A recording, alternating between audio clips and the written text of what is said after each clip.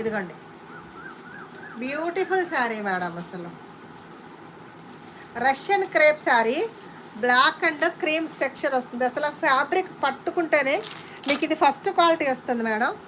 Fabric పట్టుకుంటేనే మీకు ఆ ఫీల్ అనేది వేరుగా ఉంటుంది అనమాట.